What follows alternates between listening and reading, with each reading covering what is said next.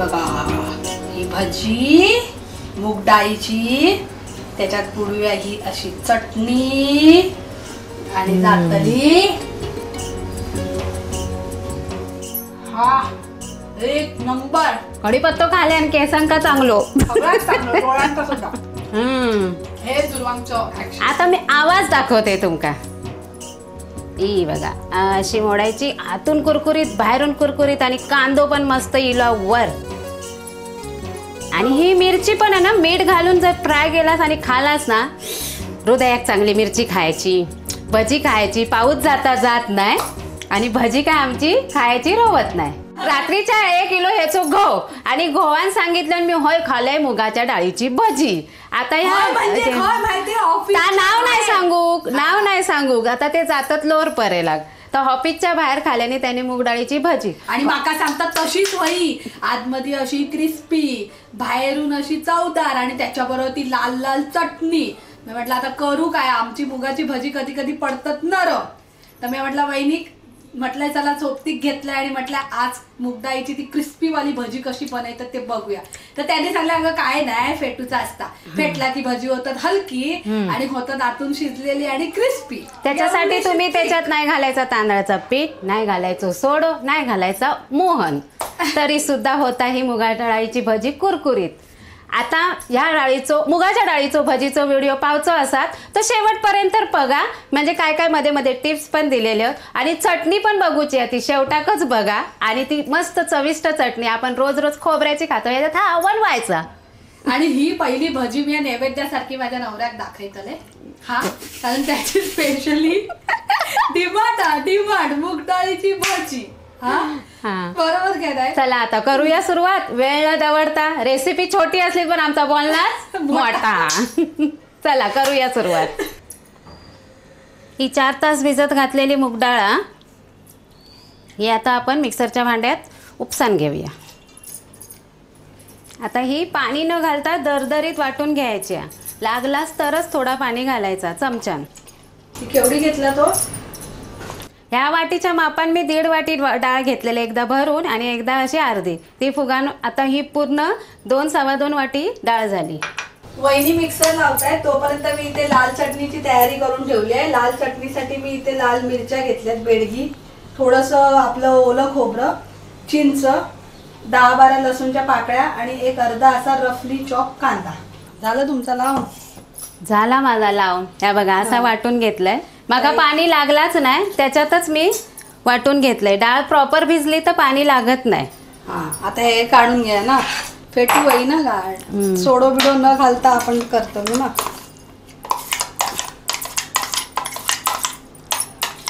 आता ह्याच मिक्सरच्या भांड्यात आपण ही चटणी लाल चटणी वाटून घेऊ होई, पण मिक्सरचा भांडा धुवचा लागता ना त्याच्यानंतर. तोपर्यंत ह्या सगळा मिक्स करून घ्या, म्हणजे डाळ काय थोडी नाही धुवून घेतलंस तरी चालत. चटणीत जरा डाळ असली तरी चालता. आपण हा मग आता ही तर डाळ घालतो ना, फोडणी देतल, तडका देतल नाही, तडको वरसून देऊचो. आता ह्याच्यात आपण मिरच्या घालून घेऊया, थोडीशी चिंच, आपली लसूण, त्याच्यानंतर आपला ह्या थोडासा ओला खोबरा आणि कांदो. हे आता आपण वाटून घेऊया जरासं पाणी घालून. थंय चटणी फिरवून घेता मिक्सरात. तोपर्यंत मी ह्या सगळ्या मूग डाळीच्या वड्यात घालतोय तर दाखवते तुमका. अर्धा चमचा बडीशेप, अर्धा इंच आला किसून घेतलेला बारीक, तुम्ही पेस्ट पण घालू शकता, अर्धा चमचा ओवो, धना जिरा पावडर अर्धा चमचा, ही काळा मिरी पुडा ही 2-3 चिमुटा, जास्त नाही ती पसारली. आणि हे आपले 2 हिरवे मिरचे बारीक चिरून घेतलेले आणि बारीक चिरून घेतलेलो एक मोठंसो कांदो. तर ह्या सगळ्या ह्याच्यात मिक्स करूया. आता ह्या सगळ्या मी घालून घेतले बारीक मसाले, मिरची आणि कांदो ठेवलंय. आता घालते मीठ आणि ह्या सगळ्या आता आपण फेटून घेऊया. आता ही डाळ तुमका पिवळी दिसता ना, ती वाय सफेद होऊ होईया, म्हणजे ऑफ व्हाईट सारखो कलर येऊ होयो इतपत आपल्याक फेटवायची. फेटल्याने भजी हलकी होता म्हणून डाळ फेटायची. सोडो बिडो घालायची गरज नाही. मी मिक्सर लावून घेते.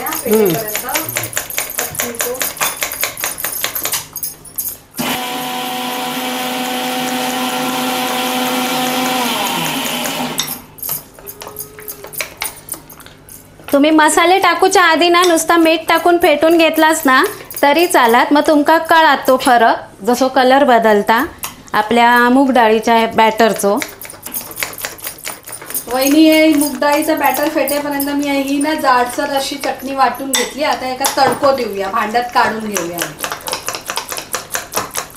आता हे फेटलंय थकडे. आता तेल तापत ठेवता सरोज. कायलीमध्ये ऑइल. तळू आहे ना.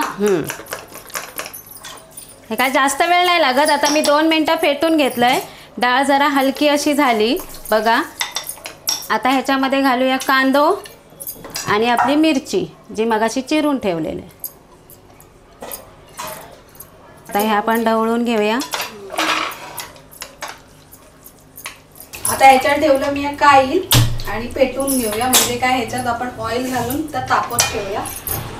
आता कोथिंबीर घालून घेतय. ती सुद्धा ढवळतय. आता काईल तापली. आता आपण तेल घालून घेऊया.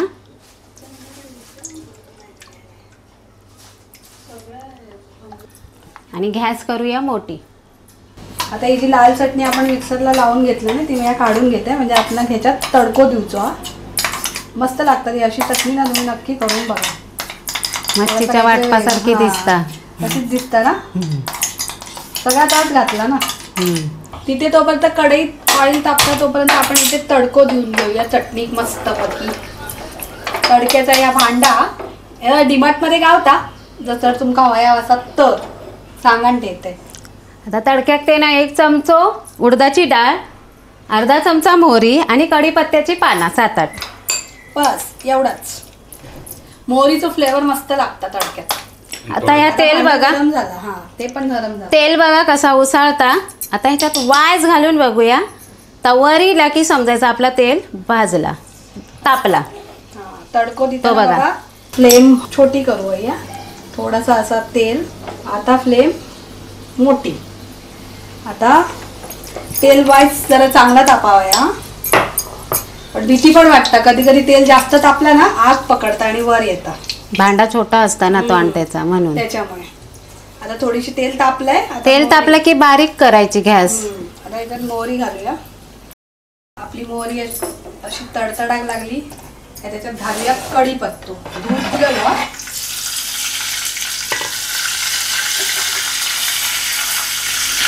आता घालून घेऊया उडदाची डाळ अर्धा चमचा. झाला तडका तयार. गॅस बारीक कर. गॅस बारीकच आहे बघा. आपलं तडको तयार. आता तो चटणीवर घालून घेऊया. आता गॅस बंद करूया. ये आता बघा कसं मस्त तडको. हा असा आवाज येऊया. आता आपण हे का ढवळून घेऊया आणि त्यात मीठ पण घालूया चवीपुरता. सगळ्यात शेवटी म्हणजे मिठाचा अंदाज येता ना. बघा चटणी किती मस्त झाली. आता होय आपला तेल तापला. मी आता चमच्यान आपल्या मुगाची भाजी छोटीच असतात तशी सोडून घेते.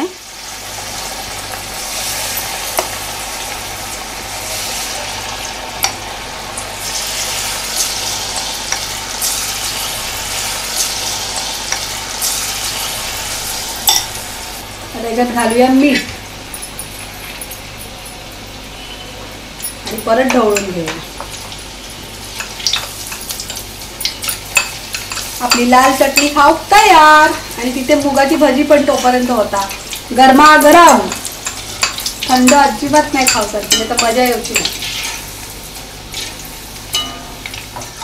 आता ही चारी बाजून आरतान परतान अशी चांगली जोपर्यंत हे बुडबुडे आणि वरती पेवत नाही तोपर्यंत ही आपली तळून घेऊया. आता ही बघा वरती तरंगूक लागली. हे बारके बारके दिसतं तर तरंगाक लागले. आता ही आपण काढून घेऊया. कुरकुरीत झाली आहे बघा. आवाजच येता झाऱ्यातच.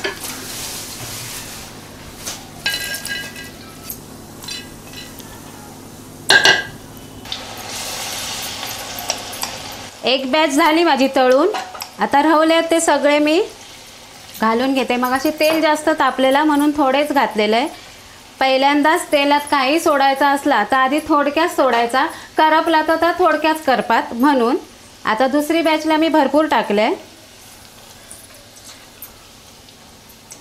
आता ही पण बॅच मी आता तळलेली काढून घेत आहे.